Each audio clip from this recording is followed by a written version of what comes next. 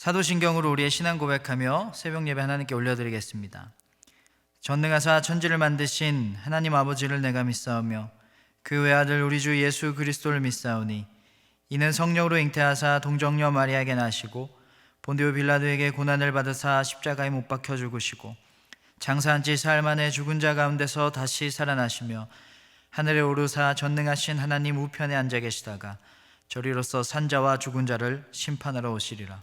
성령을 믿사오며 거룩한 공예와 성도가 서로 교통하는 것과 죄를 사하여 주시는 것과 몸이 다시 사는 것과 영원히 사는 것을 믿사옵나이다. 아멘. 오늘 하나님 말씀은 신명기 9장 15절에서 21절까지의 말씀입니다. 신명기 9장 15절에서 21절까지의 말씀입니다. 내가 돌이켜 산에서 내려오는데 산에는 불이 붙었고 언약의 두 돌판은 내 두 손에 있었느니라. 내가 본즉 너희가 너희의 하나님 여호와께 범죄하여 자기를 위하여 송아지를 부어 만들어서 여호와께서 명령하신 돌을 빨리 떠났기로 내가 그 두 돌판을 내 두 손으로 들어 던져 너희의 목전에서 깨뜨렸노라. 그리고 내가 전과 같이 40주 40야를 여호와 앞에 엎드려서 떡도 먹지 아니하고 물도 마시지 아니하였으니 이는 너희가 여호와의 목전에 악을 행하여 그를 경노하게 하여 크게 죄를 지었음이라. 여호와께서 심히 분노하사 너희를 멸하려 하셨으므로 내가 두려워하였노라. 그러나 여호와께서 그때에도 내 말을 들으셨고 여호와께서 또 아론에게 진노하사 그를 멸하려 하셨으므로 내가 그때에도 아론을 위하여 기도하고 너희의 죄 곧 너희가 만든 송아지를 가져다가 불살라 찢고 티끌같이 가늘게 갈아 그 가루를 산에서 흘러내리는 시내에 뿌렸느니라. 아멘. 시간에 다 같이 예배와 드려진 예물을 위해서 함께 기도하겠습니다. 죄로 인해 죽을 수밖에 없는 우리를 위해서, 하나님의 심판을 면할 수 없었던 우리를 위해서 십자가를 지시고 대신 죽으신 예수님, 우리가 그 은혜를 기억하게 하여 주시옵소서. 그리고 그 십자가의 길을 따라가는 예수님의 제자가 되게 하여 주시옵소서.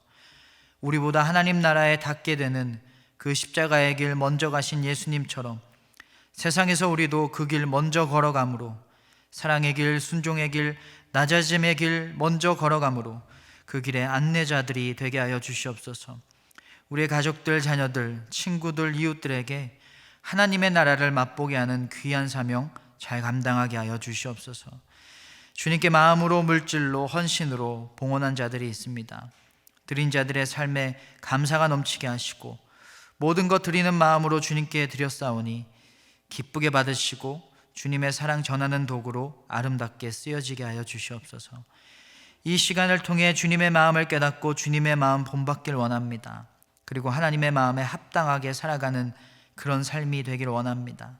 성령님, 우리와 함께하여 주시옵소서. 예수님의 이름으로 기도합니다. 아멘. 가리는가 가리키는가 라는 제목으로 말씀 전하겠습니다. 얼마 전에 기생충이라는 영화가 여러분 다 아시겠지만 아카데미에서 좋은 상은 다 받았어요. 꽤 많은 상을 받았는데 작품상, 감독상, 극본상 이런 아주 좋은 상들은 다 받았습니다. 당연히 이 기생충의 감독이었던 봉준호 감독이 세상의 집중을 다 받았었죠. 그런데 조금 뜬금없는 사람이 같이 주목을 받았어요. 누구였냐면 샤론 채라는 통역가였습니다. 한국말과 이 영어 사이에서 아주 정확하고 빠르게 아주 긴 문장도 잘 통역을 해줬고요. 또 각자의 나라의 말들이 뉘앙스가 조금씩 다르잖아요. 그런데 그 뉘앙스도 아주 잘 살려서 통역을 해줬다고 해요. 이 봉준호 감독이 자신의 영화를 이렇게 어필하는데 굉장히 유머러스하고 센스 있게 했는데 그런 것들도 아주 잘 살려서 통역을 해줘가지고 이렇게 외국에서 좋은 성과 내는데 큰 역할을 감당했다고 합니다. 그리고 이 영화가 외국에서 또 좋은 성과를 낼 수 있었던 이유 중에 하나가 또 아주 중요한 역할을 했던 사람이 있는데 달시 파겟이라는 번역가가 있어요. 이 사람도 한국어와 영어 사이에서 번역을 아주 잘해 주었기 때문에 번역이 여러분 별로면 영화가 이렇게 외국 사람들한테 재밌게 느껴지지 않았을 거잖아요. 그 역할을 아주 중간에서 잘 해줬다라는 거죠. 영어와 한국어 사이에서 중간에 서 있는 사람의 역할이 아주 중요한 것처럼 중간에 누가 있는가는 아주 중요합니다. 요즘 현대 축구를 허리 싸움이라고 하거든요. 공격수와 수비수 사이에 있는 미드필더의 역할을 감당하는 선수가 게임을 어떻게 읽고 있는지, 패스를 어떻게 하는지, 게임 컨트롤을 어떻게 하는지의 싸움이라는 거예요. 그렇게 중간에서 미드필더의 역할이 아주 중요하다라는 거죠. 제가 결혼하고 가장 어려웠던 것 중에 하나가 이 두 집안 사이에서의 역할이었어요. 어떤 말을 어떻게 전해야 되고 어떤 말은 어떻게 해석해야 되는지 그 중간의 역할이 아주 중요했습니다. 여러분, 우리는 중간의 역할이 굉장히 중요하다는 것은 우리가 살면서 아주 많이 느끼게 될 텐데요. 하나님이 이스라엘 백성이랑 언약 관계가 됐어요. 그러니까 쉬운 말로 계약 관계가 된 거예요. 계약 내용은 이겁니다. 너희는 이제 나의 백성이다. 그러니까 나만 사랑하고 나만 바라보고 나만 의지해야 된다. 우상 숭배하면 안 된다. 그렇게 하면 너희에게 내가 가나안 땅을 줄 것이고 거기에서 너희가 나의 복을 누리면서 너희의 후손이 아주 오랫동안 복을 누리면서 살게 될 것이다 였어요. 여러분, 너무 좋은 계약 조건이잖아요. 하나님의 백성으로 살 수 있대요. 그리고 하나님이 주시는 복을 누리면서 살 수 있대요. 너무 좋은 계약 조건이죠. 그러면 이스라엘 백성은 하나님의 말씀대로 살고 하나님만 섬기고 하나님만 바라보면 되는 거였어요. 그것만 하면 이 계약은 계속 유지되는 거였어요. 그 계약서가 두 돌판에 하나님이 써주신 십계명이었습니다. 성경에는 언약의 두 돌판이라고 나오거든요. 이게 계약서였던 거예요. 그런데 모세가 하나님께 십계명을 받아가지고 두 돌판을 받아서 시내산에서 내려왔더니 모세가 잠깐 없어진 그 틈을 못 참고 이스라엘 백성들이 계약을 파기한 거예요. 하나님만 섬기고 하나님만 바라보기로 했는데, 우상 숭배하지 않기로 했는데 금송아지를 만들어서 그 금송아지에 절을 하고 있었던 것입니다. 16절을 볼까요? 내가 본즉 너희가 너희의 하나님 여호와께 범죄하여 자기를 위하여 송아지를 부어 만들어서 여호와께서 명령하신 돌을 빨리 떠났기로. 계약 위반입니다. 금송아지를 만들고 거기에다가 절하고 있었어요. 하나님만 사랑하라고 했는데 이 말씀을 어긴 죄 플러스 하나님만 사랑하지 않고 우상 숭배한 죄까지 더해졌어요. 가중처벌이죠. 죄가 아주 엄중했습니다. 모세가 그 두 돌판으로 계약서로 금송아지에다가 던졌습니다. 돌판이 깨진 겁니다. 계약서가 찢어진 거예요. 하나님도 너무 화가 나셔서 이 계약 없던 걸로 하자. 계약이 파기될 위기였습니다. 이스라엘 사람들을 벌 주기로 하셨어요. 그때 중간자가 등장합니다. 모세였어요. 모세가 하나님과 이스라엘 사이에 서서 하나님께 이스라엘 백성들 한 번만 봐달라고, 한 번만 불쌍히 여겨달라고 막 기도했습니다. 그리고 이스라엘 백성들한테는 하나님의 입장을, 하나님의 말씀을 전했어요. 하나님 대신에 막 혼냈죠. 왜 그새를 못 참고 왜 우상 숭배했느냐, 왜 하나님만 사랑해야지 왜 하나님 말씀 어겼느냐, 하나님의 뜻을 아주 정확하게 엄중하게 전했습니다. 그리고 이 모세의 모습을 보시고요, 하나님이 모세의 기도를 들으시고 이스라엘을 용서하시고 생명도 살려주셨어요. 모세가 중간에서 아주 중요한 역할을 잘 감당했던 거죠. 그런 다음에 하나님은 다시 십계명을 돌판에다가 다시 새겨주셨어요. 계약서를 다시 써주신 거예요. 계약이 유효하게 된 거예요. 그런데 또 한 번의 계약이 파기될 위기가 찾아왔었습니다. 인간의 죄가 너무 심해서 하나님의 자녀로 살아야 되는데 죄가 너무 많고 우상숭배 계속하고 악이 가득해서 하나님의 자녀로 살아가지 못하는 거예요. 그래서 하나님과 인간이 너무 멀어졌습니다. 하나님의 자녀가 아니라 죄의 자녀였던 거예요. 그래서 하나님의 진노, 하나님의 심판이 내려질 상황이었습니다. 그때 역시 하나님은 중간자를 세우셨어요. 예레미야, 이사야, 말라기, 하박국 이런 많은 선지자들이 중간에 서가지고 하나님의 말씀을 전했습니다. 그런데도 하나님께 돌아오지 않는 거예요. 하나님과 점점 멀어지는 그 거리가 점점 더 멀어졌고요. 영원히 하나님과 인간이 멀어질 수밖에 없었습니다.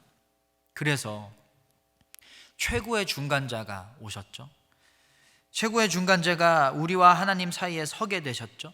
바로 예수님이에요. 예수님은 아주 좋은 최고의 중간자세요.